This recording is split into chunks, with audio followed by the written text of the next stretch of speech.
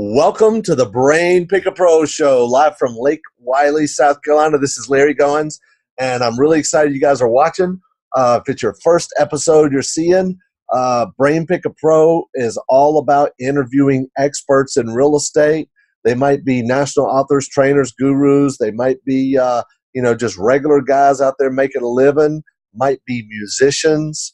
Might be people who have recorded CDs. Like our guest today. Our guest today is a good guy. I mean, this is just a great guy, somebody you need to get to know, Bill Manassero. And Bill he's a passive investor. He's got a goal to get up to 1,000 units. He likes teaching real estate. He's got a podcast called Old Dogs REI Network, and I've been on it, I think, twice now. And yeah. So he's just a great guy. He's a missionary. He's very involved in a charity he started with his daughter, and he records children's CDs, right? He sent me a couple of them. So, well, that was a long time ago. It's okay. It's still good. It's Mr. Bill right here. That's good. I love it. So, Bill, why don't you tell our guests a little bit about yourself? Well, sure. I basically I spent I was started off in business, started off in banking actually, way back when, and worked on the corporate side of things, decided to go into the entrepreneurial world, started consulting, started my own businesses.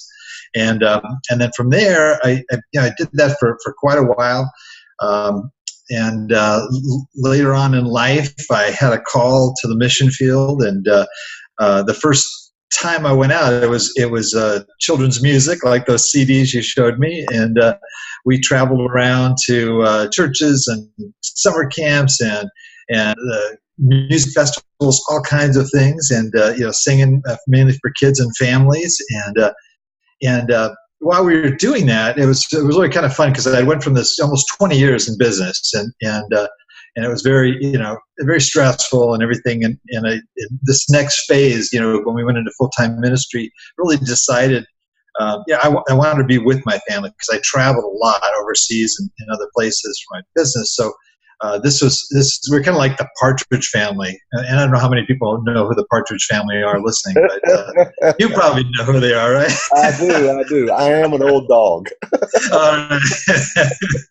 And so we had this big 34-foot RV, and then we pulled like an 8-foot trailer with all of our equipment in it, and we were a kids rock band basically, and we traveled all over the U.S. We went to places like Europe and Africa and Russia. I mean, just all over the place. And wow. And so, yeah, it was a real adventure. But I mean, the funnest part about it is that my family was with me,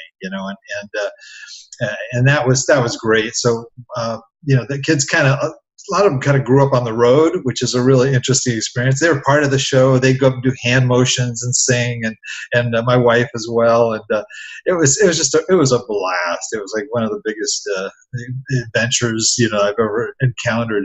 And during that time, while we were out on the road, we used to interact with a lot of other ministries out there, and we do a lot of things with Compassion International and World Vision and that kind of thing. And right. And my youngest daughter wanted to sponsor some kids, and so she actually picked out a couple of kids that she would sponsor. And this one little kid was from Haiti, and she was just totally fascinated with Haiti and everything involved with Haiti, and she even had this little notebook that she would keep. She'd go into like orphanages and like print out the pictures of all the kids in the orphanages and learn their names, and I mean it was just crazy. She was really obsessed, and when we had an opportunity to do a concert in Haiti, and so we went there with our church, and it was just we'd go from churches to schools to all kinds of different places, and when we got there, it just confirmed in her. She went with us, and that this is where she wants to live, and she shared with me that she had this dream that she wanted to wanted to actually build an orphanage in Haiti, an orphanage, a church, a school, a hospital, all these things. And, I was just really, she was like 8 or 9 years old at the time. So I was really impressed. I said, this is great, but I figured, too, she's a kid. In a couple of years, she's going to want to do something else. And, but no, she never stopped, never let up.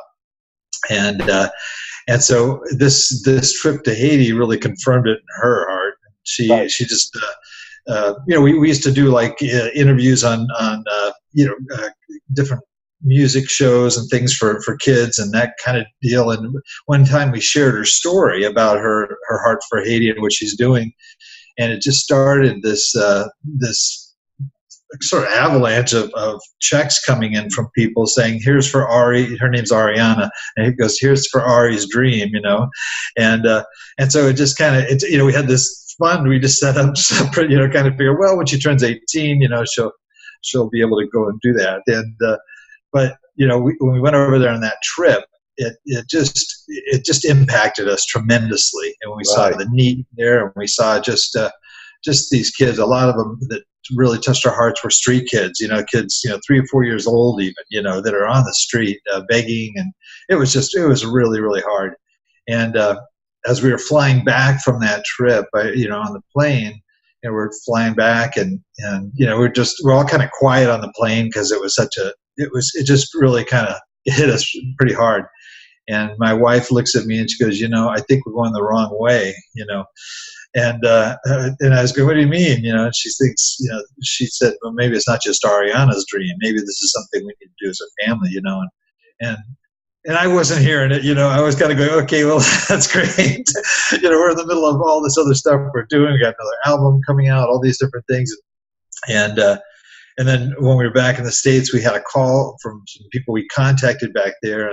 And one of the homes we visited was a home for street kids, and they were in trouble. So we went to our church, said, hey, is there anything we can do to help these kids? And the church, took a collection and we were able to fly over and, just bring food, set these kids up and help them out. And anyway, that was on that trip is where I felt the calling that, we gotta go. So we literally just, sold everything we had, gave it away, hopped on a plane with 15 bins of everything we owned that was left, and these are Rubbermaid bins, and we headed over to Haiti and started with this handful of kids, 12 kids, street kids, and then we the next 12 years we lived there. It grew into a pretty big ministry where we had a guest house, and we had a boys' home, a girls' home, a medical clinic. A vocational training program, all this stuff that went on over there. And so that was what I was doing up until about 3 years ago. And as I'm getting older, we had a lot of incidents there. We had everything from hurricanes to attempted kidnappings to just all kinds of crazy stuff that happened while we were there. And one thing that happened, my wife got cancer, and so we had to fly back from Haiti. And even when we were in the States, even in such a serious situation as that, her heart was in Haiti. She just wanted to get this thing over with and come back to Haiti. Right. And we just have we still have such a love for it. But as we came back, it was just taking its toll on us. It's a tough place. It's pretty toxic, and it's it really wears on you. The things you see every day, it's pretty traumatizing to some people. And so we're kind of looking at, well, what does God want us to do next? And he showed us in just a matter of about a year that, he wanted us to come home. And a lot of our kids have grown up and moved back to the States. And so we have 7 kids. And so we started looking at, well, what we could do. And we ended up, I was kind of, while I'm there, I'm kind of going, what am I going to do when I go back? Because I've, kind of been living on faith for, I don't know, it's 12 years in Haiti, and then we have about another 10 years in the Mr. Bill ministry. And so I was kind of going, what am I going to do? So I'm kind of thinking about this, and I said, I could, go out there with my resume, my old corporate resume from way back when, bring it out of dusty archives. But, I was going to take this guy that's like 60, almost 60 years old, and I'm kind of looking at all my options, and I just kept seeing myself in the blue vest at Walmart, handing out carts, and I'm kind of going, I'm getting a little nervous here. And I said, well, I started businesses, maybe I can start some sort of a business. And that's where I started looking around, and I actually started a online business while I was there. And we had this in our vocational training program. We had all these different micro businesses that we were working on with the kids. Right. And so we had an internet business basically, and we're teaching kids about just doing web design and things like that. And we started this little business where you buy on Amazon, sell on eBay, real simple. And there's they do the drop shipping, and so I started teaching the kids how to do this, and they were doing really good at it. And I was doing it on the side as well. And I'm going, hey, well, maybe I'll just do this, And it was growing, and it looked really good. And I said, well, let's go back, and I'll just continue doing this. But then I got kicked off of eBay. So, yeah, it's one of those things where it was, you have to, your suppliers have to be there. So somebody will order something, you think you have it, but then you don't have it. And then you're real nice to the person. You say, I'm sorry, here's your refund. I'm sorry, our supplier is out of it. But you still get a bad review. And I think all you have to have is like 3 bad reviews, at least back then, and then you're off eBay. So much for that idea. And so I was looking at other things, and I was, I had some friends that were in real estate and doing things, real estate investing. In fact, the chairman of the board of our nonprofit was also very much, he's a real estate investor in Southern California. Right. And so I just, I was kind of thinking about it because I was in the stock market, but I wasn't really, I was kind of concerned because the market was very volatile at that time, and decided, maybe I should diversify, or maybe at least, get somewhat involved in real estate, maybe buy a REIT or do something sort of passive. And I got this inheritance checks out of nowhere that I didn't expect. And it was a pretty good size amount of money. And I was thinking, no, I'm not going to put this in the market, but I'm not just going to hold on to it either. And so I was researching. I said, you know what, maybe I'll just buy some rental property and just see what happens. And so I did some research on good areas, and I found Atlanta, Memphis, and Indianapolis. And so I hopped on a plane, and I flew to Atlanta and Memphis, bought 3 rental properties, 2 single-family homes and 1 duplex, and then I flew back to Haiti. And so in the next month, I start getting these checks. Not literally checks. I think it was electronic transfer, but I was just going, this is really sweet. This is just, I didn't hardly have to do anything. Right. And it turnkey properties, and so it was one of those things where they had everything. They did everything for you. The house was all rehabbed. They had tenants and everything. So I was going, this is pretty nice. And then as I'm looking at my retirement options, I'm going, well, why don't I just do this? And maybe just try to grow this and see what happens. So as I'm doing this, I'm sharing this with buddies of mine that are also old dogs, and they're kind of hearing the story, and they're like amazed at the returns I was getting and things that were happening.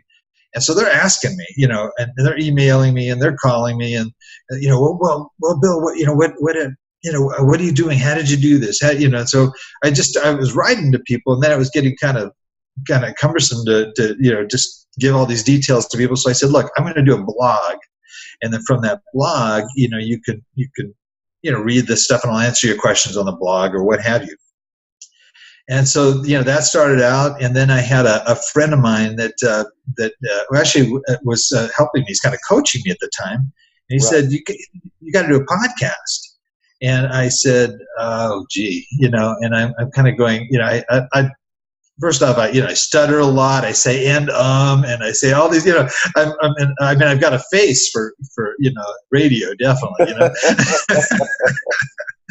but I'm thinking, I don't know if this is crazy. And he says, no, do it. You'll see the results. You'll see what happens and stuff. So I started doing this podcast, and it was right around that time that I started increasing my portfolio. I bought another property in Indianapolis, a duplex, And then I was seeing sort of one of the things that was happening is I'm kind of looking at the economies of scale that were going on here, because I paid about the same for all the properties. In Right. fact, the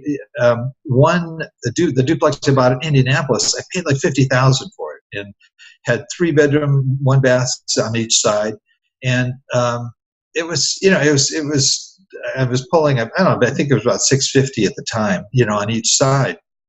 And I'm going, this is great.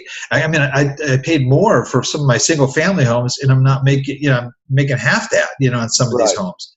So I'm looking at that. I'm going, well, why? So I had two duplexes. They both were performing well, and that's where I said, I'm just going to make a plan here, okay? And I'm going to look at what I'm going to do. I don't want to be working. I want to just create, get these rental properties, let them just generate passive income. Talk to a property manager every now and then, just be able to enjoy my retirement, my grandkids. My wife and I want to travel and do things. And I'm going, okay, this will work. And so I set this goal, pretty, as you mentioned the goal earlier when you introduced me, of 1,000 units in 6 years.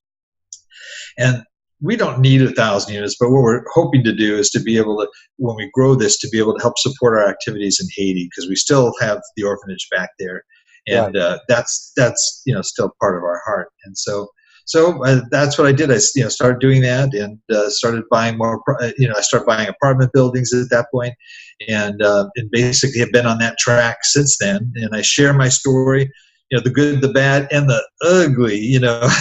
When being a landlord and dealing with a lot of things like that in the real estate investing process. But I'm loving it. That's what I do, and that's where the Old Dog Network came from. And so people, I have great guests on the show like yourself, and we share some fantastic information. People are getting educated, and it's a blast. So that's the story. That was the short version. Yeah. Yeah, that was the short version. I love it, man. That's great. That's great. This is good stuff, man. Before we jump into some more real estate stuff, would you share with our listeners and viewers the website for the mission in Haiti? Oh, you bet. Yeah, it's childhope.org. Okay, childhope, that's just one word, .org. And you can go over there and you can see see what we do there. We have a nice young couple there that's doing kind of sitting in for us as directors, and a great Haitian staff, and you'll see the beautiful kids, and it's pretty exciting stuff. That's awesome, man. And did you say it was Jody that helped you get started in real estate? No, it's actually Joe Fairless. Oh, okay. No, I mean like at your church and stuff that was doing real estate and kind of got you started with doing. Oh, how do you know Jody? Oh, how do you know Jody? Yeah, well, he's on the website. I've seen him on there. Oh, he is.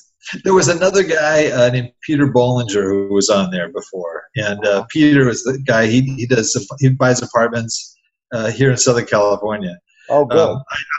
I looked at just the cost of entry, and I pretty well excluded California. Like in my first month of research, I said, "This is crazy." I mean, for what I could, just the minimum price to buy a house here, I could buy a sizable apartment in many parts of the country. So I just kind of said no to California. Exactly. I don't blame you. And now you own properties in how many different states? I'm in the main ones are in Georgia, Tennessee, and Indianapolis, but right now we actually have some offers out in North Carolina, believe it or not, so maybe down the street from you. And there another one right now is it's another one in Indianapolis. That's right. But I'm also looking in Texas and Florida and some other areas, but mainly the southeast, Midwest. And you're really focusing on multifamily now, right? That's where I'm focused. I still have the single family homes, but and I have some that are no problem at all, and I have others that it's just it's really tough. An air conditioning unit breaks down or something like that, and there goes your cash flow for the year. So it's a little tough. But I have some that are doing better. I think the other ones, and not the greatest area, but it can happen at any house really, or any That's property. good. So are you, at this point, are you using your own money or putting together syndications, or how are you investing now? Up to this point, I've been doing my own, and I've just been leveraging off of the properties they've appreciated. For example, in that Indianapolis duplex, I bought it for 50. I bought in the right area, and it went up to 200,000 in value. Wow. So so I was able to, and that was in less than 2 years. So I was able to pull equity out of that. I pulled equity out of most of the properties. Initially, I bought in cash, but then I've been using those funds to leverage, and now the apartment that they have in Indianapolis, for example, is I'm getting that ready to do a cash out refi. But right now, the properties I'm looking at are in the 100+ units, and so I am putting together I will be putting together syndication. But I have investors that are they get our investor newsletter, and they know the properties, and as they come up, then if they want to get involved, then they can get involved. That's another reason right there to start a podcast and a newsletter, as you just mentioned, is to help you build a network of people who want to invest passively with you, right? Yeah. Well, that's been probably one of the biggest areas of benefit. Has been that we've grown our investor list quite a bit, which has been fantastic. That's really good. That's really good. So you're working on putting together a syndication on like the 100-unit deal or whatever. So right. Yeah, that's awesome, man. That's awesome. Well, let me know how that goes. I might be interested in taking a look at that as well. Hey, great. Anytime. Yeah, especially if it's in North Carolina. Yeah, I mean, that was so exciting. I've been looking there for a while, but it's a lot of areas have just really, they've been sort of been hot for a while, so it's hard to find the real good deals. But this other, we found one off market, and so looking at it now. So let's talk a little bit about finding and analyzing multifamily properties, because a lot of people are really scared of multifamily. I mean, there's always like the 50% rule or whatever, as far as income versus, expenses. And but there's a lot of people, I mean, you could spend hours or even days underwriting a 50 or 100 or 150 unit project, right? Yeah, it is. You're right. That part of it, the underwriting and the due diligence, a little more intensive than it would be for smaller properties, definitely. Right. But when you get down to it, after that analyzing and so forth, it's not a lot different than buying a single family home. I mean, you still have your escrow papers and you have your signings, and the lending's a little different because you have to go through commercial lending for the most part. So that's different. But the analyzing that can be pretty nebulous. I have a sort of a streamlined way I do it. I actually have what I call my 3-minute property analyzer. I give away free on my website. And that's, when we're scanning through a lot of properties, some days I'll go through 50 properties, or the other people working with me, they'll be going through and looking for properties. And it's just a quick way to be able to look at a property and just again, at a quick glance, does this look like it has potential? And you really, the numbers sometimes that you get, on pro formas and things like this aren't really the best numbers, but they give you a rough idea. And then if it looks like it's good and it rises to the top of the list, then that's where you get in and do the more extensive analyzing and really the underwriting at that point. So that 3-minute analyzer, you give it away free at your website. What is your website that you want to send people to? Yeah, it's Old Dogs. Dogs is spelled DAWGS. Okay, like we're real hip. Okay, so Old Dogs, REI for Real Estate Investing Network.com. Good. And be sure and listen to the podcast with me on it. Yes, both of them. Yeah, there's one coming up. Yeah, it's good, and that's I'm looking forward to. So that's good. Yeah. So. commercial, I say commercial, but multifamily, man, it is so hot right now. There's so many people teaching it now. You mentioned Joe Fairless. It used to be Dave Lindahl was the only person teaching multifamily. But, Right. now it's Joe Fairless. You got Gino, Wheelbarrow Right. Profits guys. And, you've got Brad Sumrock. You've got, Charles, what's his name? Starts with a D. I can't remember. Anyway, you got so many people teaching real estate now, right? Yes. Multifamily. So is there not a lot of competition right now? Don't you see a lot of competition? Yeah, I mean there is, and that's why I'm strictly looking at off market properties. I mean, I have brokers that will refer me, and they'll occasionally bring up, but lately they're just not presenting even what are called pocket listings, off market deals, because the reality is that right now the people that are buying the most right now are the international and the institutional buyers, and they will come in and there'll be an offering price for that property in the OM. And in that, they'll come in and they'll offer 10% more than the offering price, and the offering price is usually ridiculous. Right. So, and some of the international buyers will pay cash, and so I mean, no, I can't compete with that. I can't even get near to that, because part of my criteria is finding something that's at least 20% below market, and that's really hard to find right now. So yeah, it is tough, and it's taken me longer than I suspected. Because I'm kind of sticking by my criteria, because I do anticipate that there is going to be a market correction or another recession that's going to come along, and I don't want to get stuck with an overpriced property. And I want to make sure that we have enough buffer in there, right, so that we can get through that time without any problems. So what is your model as far as multifamily? Are you looking for properties you can turn around, increase the value, a value add property, or what are you doing? Yeah, we are value add buyers, but I have a different approach.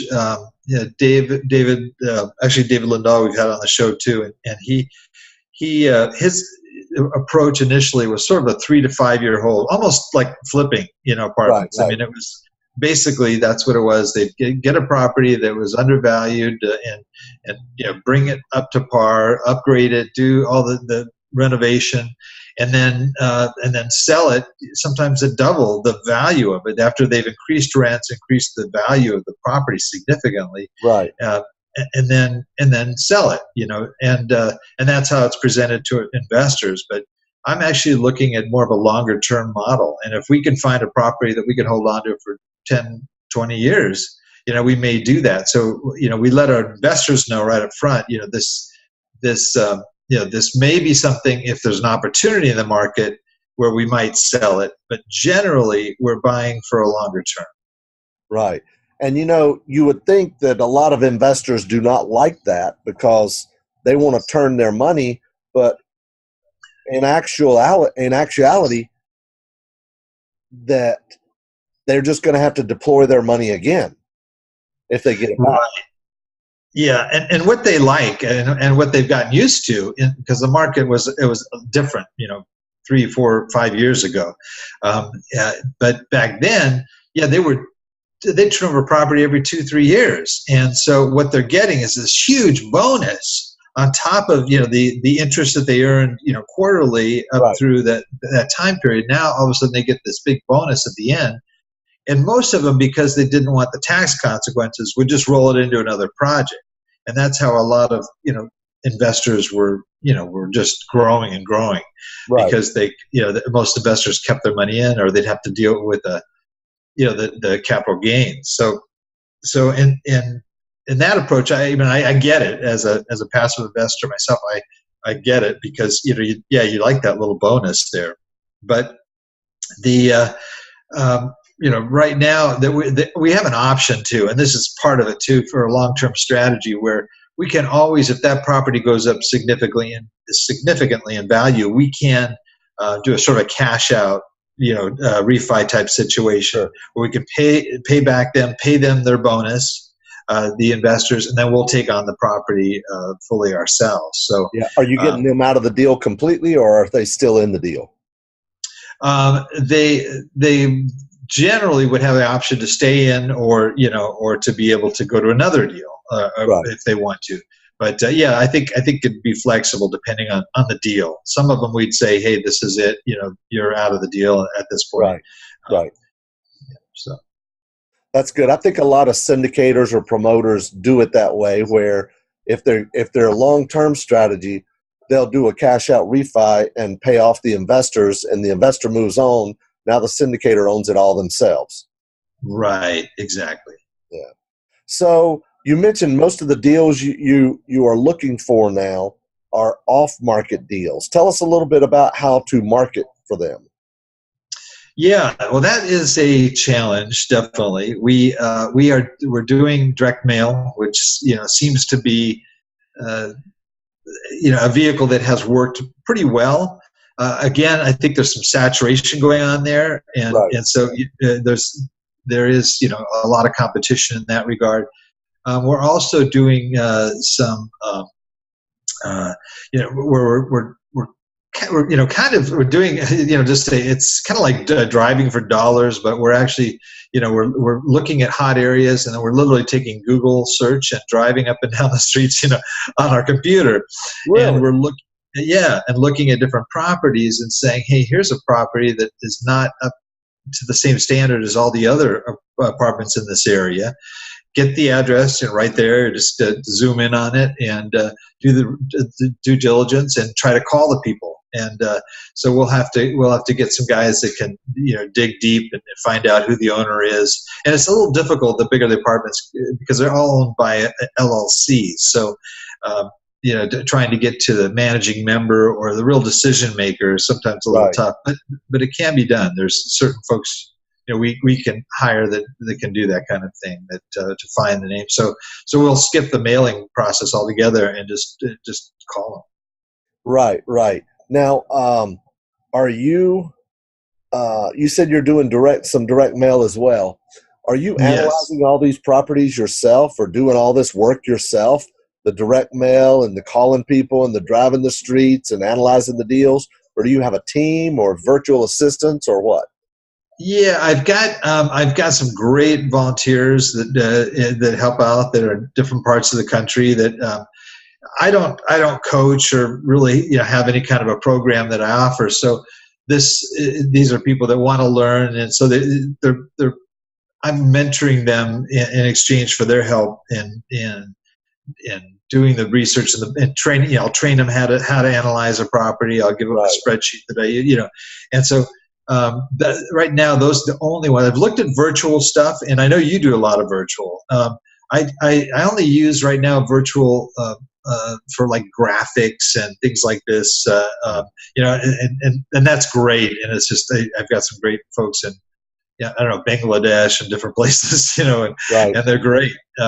But I would like to be able to see if I can get that more automated. And Sure. yeah, definitely. That's good. That's good. So, how many deals would you say you look at on a weekly basis, and how many offers, how many deals you have to look at, and maybe how many offers do you have to make to put a deal together? Yeah, well, I would say, I mean, just as a rule of thumb, it used to be at a 50, I would probably find, one, two, maybe three really good properties that I would actually send an LOI on, Right. a letter of intent. But now it's almost like out of 100, I'm lucky if I get one or two. Right. And so it does get a little bit tougher, because our criteria is still really strong. It's really we're standing by our criteria, and that's kind of, and the increased competition as well has really made it difficult to find properties that easily. It was a lot easier when I first started, in 2014.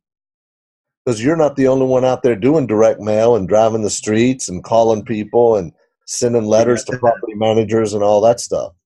Yeah, it is a it's a real networking. I mean, it's real estate. I realized, I think when I started, everybody's saying, yeah, real estate's location, location, location, and really it's people, people, people. I mean, it's unless you have good people and connections out there that you're working with, you're not going to get anywhere. And that's it. And Right. usually in my markets, I develop a pretty good core. Not only do I have my main team, but then I have other people that I've connected with there. And those people are real helpful in terms of other property managers, people that refer me situations that, hey, this property looks like it's going to go for sale soon. And I get leads from a lot of different attorneys and other people that you would think would be a normal source of leads. Sure. The one in North Carolina, how did you get that lead? That was a wholesaler actually. A wholesaler, okay. Yeah, and I do have some wholesalers that call me in different parts, and most of the stuff I've seen is pretty highly inflated. It's they're just way overpriced. Right. But there's a few that actually do bring me some decent deals. So and this is a guy that I've done some work with in the past. So yeah, we'll see what happens. Yeah, would you mind sharing your direct mail criteria for your list? Sure. Yeah, generally what I'm looking for are out-of-state investors, people that own a property and they live in another area, another state. Also, it would be somebody who has owned it for, preferably for at least 5-10 years. The older the better. And my ideal sort of target person is, I love the mom and pop owned properties, and when you get into 100 plus, it gets a little tougher to find. But there are some mom and pop owners out there, and so I'm looking for somebody that maybe they've been doing this for a while and they're just done. They're ready to retire. They're ready to just cash out, and and that's sort of the ideal person to find. And and then there's I'm trying to think of all the criteria we have. We have different, we look at number of units, number of square feet, and then there's other areas. We can look at areas, number of, like, for example, if they have healthcare violations, if they have high evictions, if there are, we look at crime rate and things like this. So there are other factors that fit in there that also can make it a favorable situation. So how do you find the ones that are mom and pop and the ones that have high evictions? Well, it's not easy. What we have to do is when we move in on a particular market, what we have to do, I can't get lists that have the evictions in there, right, because it's hard to find out always who the owner is. But initially. And so, we have to go to the county and we start looking at the courts and looking at, the eviction records where they'll list, the properties that where the evictions are happening. And if you see a certain property that appears multiple times, thumbs up, that's a red flag. Yeah, but it's definitely a lot of work. And that's an area where I would love to have VAs, that would be able to go through that data and just present us with the high, the ones that have a maybe a 10-20% eviction or 30% eviction rate. That's really good, man. This has been some really, really good information. I appreciate you sharing all this. Oh no, it's my pleasure, man. Awesome. So somebody just getting started in real estate, they're just trying to get started, they're trying to figure it all out. What's your biggest single words of wisdom? Oof, that's a biggie. But I usually have like a 4-step process. But the big thing I find that people really need to do is know what your why is. That to me is the biggest. Yeah, the biggest one is a lot of people go into it just thinking, I'm just going to buy some rentals or I'm going to do this, and unless you know why you're doing this, you're not going to be effective. And that is, to me, my why is, first thing I see is my immediate family, because I've got 7 kids, like I mentioned. I've got I've got 3 unmarried daughters, so there's some weddings that are going to be coming up here. I've got kids that still are going to go to college, and so I'm looking at all this. I'm kind of going, no, I want them to be able to have the wedding that they've always dreamed of. I want them to be able to go to college that they've always dreamed of, and maybe even help them in their first house purchase and that kind of thing, without it being difficult. And then really the second thing is I see these kids in Haiti and their faces, and the ones that I lived with, for 12 years, and to me that is a huge motivation for me, because I want to see things there to continue and grow, and to be able to help more kids. That's huge for me. So those are my whys, and other people may have other things. You may have a retired person that's just saying, my wife and I have always wanted to do a trip around the world, but we can never afford it. Well, if you invest right and you do the properties, and heck, that could be very feasible for somebody to do. Exactly. Man, that's really good. I really appreciate you sharing that, and that's really, really important. And I know Candace and I have another podcast called Brag. It's all about being rich and generous, and you are the prime example of being rich and generous, helping other people and being a blessing to other people with the blessings that you have been blessed with. So I really, really appreciate you sharing this. I'm not going to make you give a big dog howl or anything like that. Thank you. I'm not going to. Although you had a great howl, I got to admit, people should just tune in to hear your interviews, because you have 2 very unique howls. And well, I was sick on the last one, and I told you that. Yeah, I know. Well, that one kind of sounded a little more towards like Scooby-Doo, But right? That's hilarious.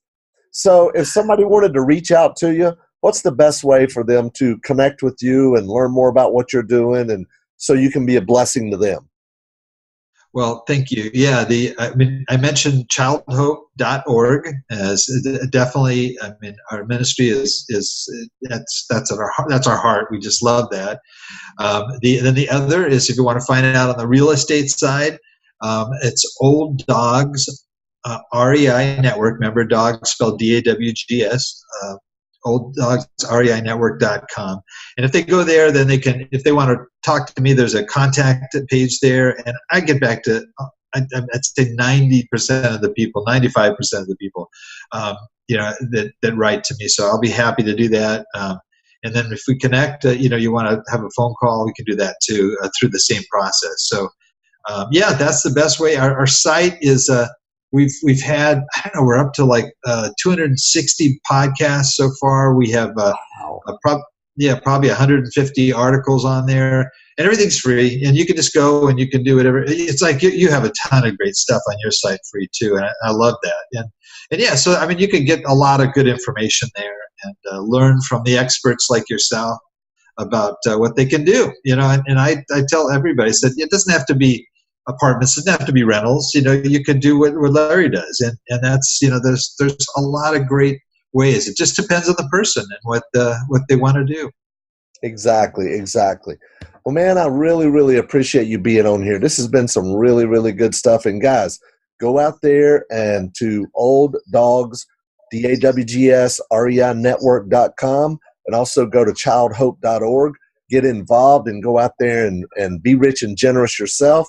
Bill is a prime example of somebody who is being a blessing to others and being blessed at the same time. So, Bill, thanks so much for being on. I really appreciate it, buddy. Well, thanks, Larry. You're at the top of my list, man, in terms of just guys that are also doing things right and giving at the same time. It's awesome. I appreciate it. Thank you very much. Thanks a lot, everybody, for watching and listening.